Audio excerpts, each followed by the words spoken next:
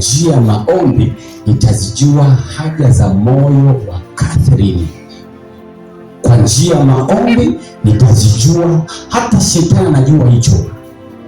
Na ndio maana kwenye eneo la maombi imekuwa eneo hatuombe. Hilo lizingatie. Lakini si kweli, narudia tena, si kweli, narudia tena, si kweli wote ambao hawana eti kwa sababu hawaombi. Si kweli. Hebu sema si kweli. Pia kuna wanaoomba lakini hawapati. Si ndio wapendwa? Narudia tena, si kweli wote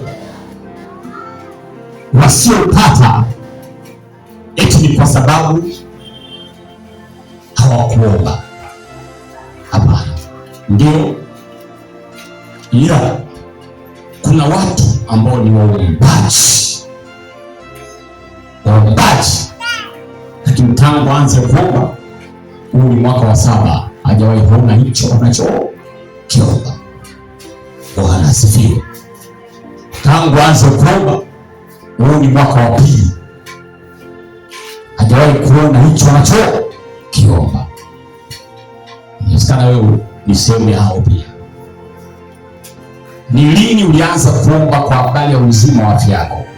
Utagundua na miaka 7 au 8.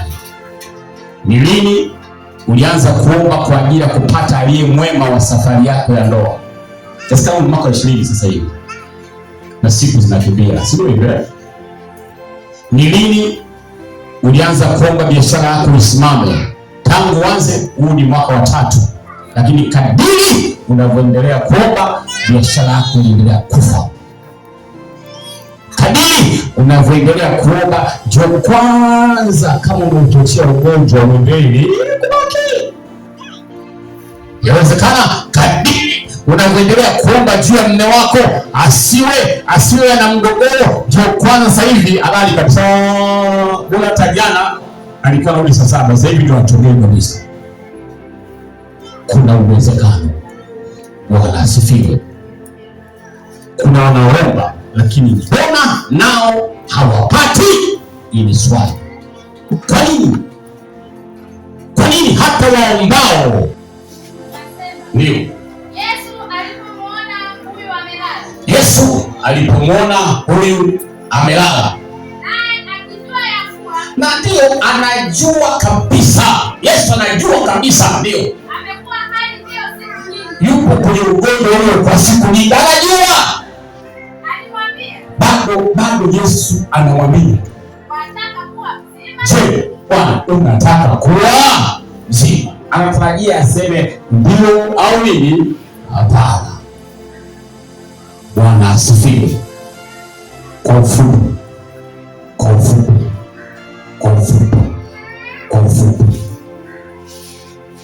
usipoomba utapewa.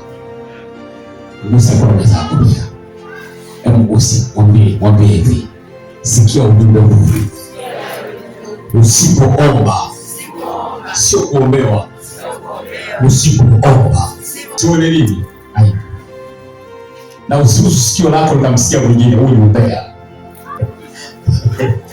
Kuna mwingine anabadilisha maombi wapi? Angani. Wapo si wapo? Ni damu. Kuwa na afya njema. Ninaumwa leo, afya yangu iko sawa. Naomba ufanye. Maana ulisema kila chako cha waraka wa 3 Yohana 1:8. Ulisema praise hata mguu pia inawezekana. Praise naomba ufanikiwe. Ulisema kwenye Zaburi 103 kwamba utatusamehe dhambi na kutuponya magonjwa. Niponye Bwana. Attachment sana. Bwana asifiwe. Mkumbushe Mungu alichoisema kwako. Mwambie mwenzio, mkumbushe Mungu alichokuahidi kwako. Mkumbushe.